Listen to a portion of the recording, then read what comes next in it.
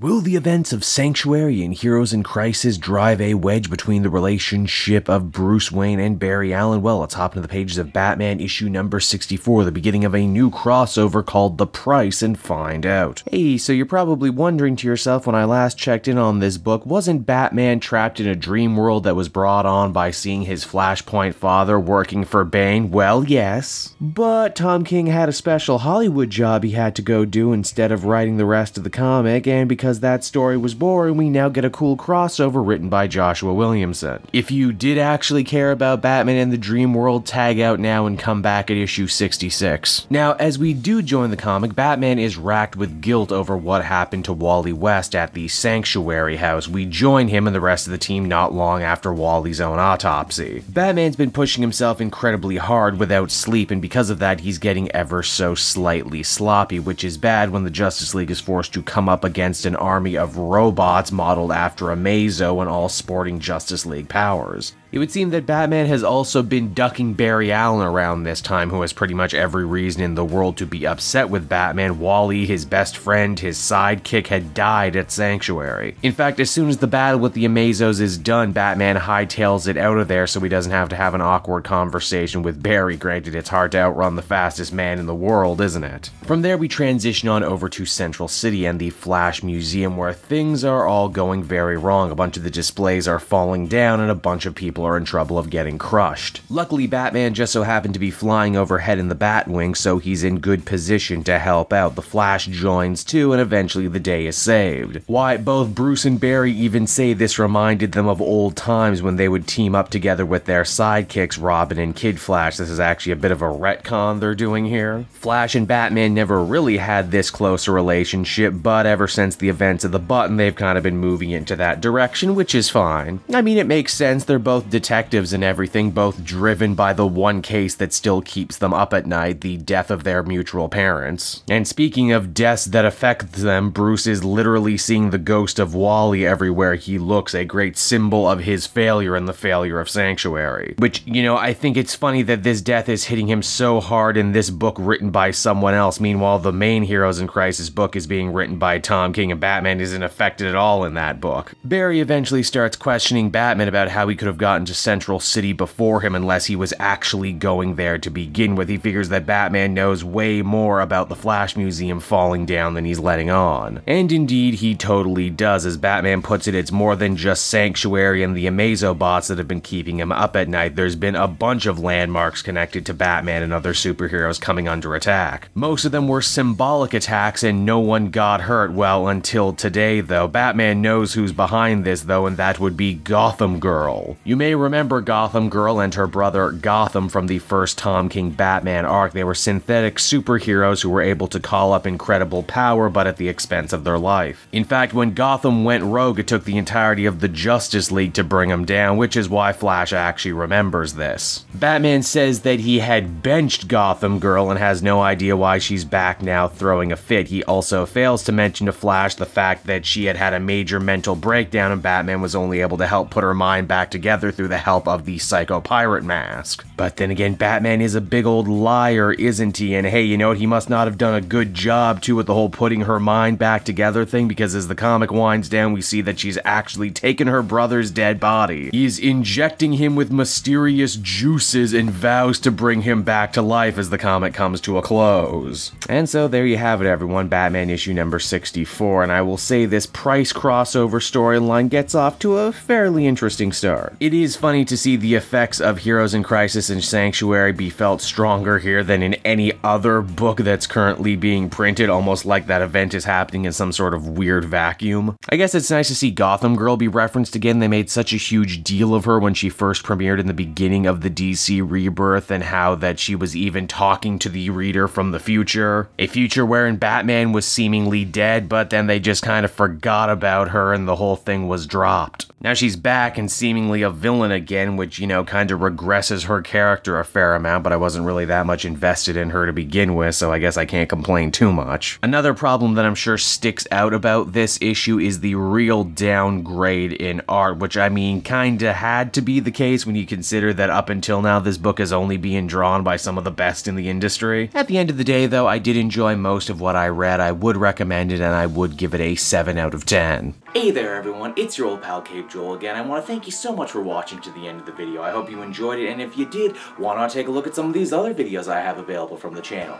Then you can follow me on Twitter and Facebook at Cape Joel, so you're always up to date on what I'm doing next. And hey, if you're in the market for some cheap comic books, might I recommend Book Depository? They're my favorite place to get cheap comic book trades, and if you use my link down in the description, not only will you save a bundle by not having to pay a cent for shipping, but everything you do buy goes to support me in the channel. So you win, I win, everybody wins, right? And until next time everyone, this has been Cape Joel, and I'm going to continue making comic book videos that smack of greatness. Bye-bye.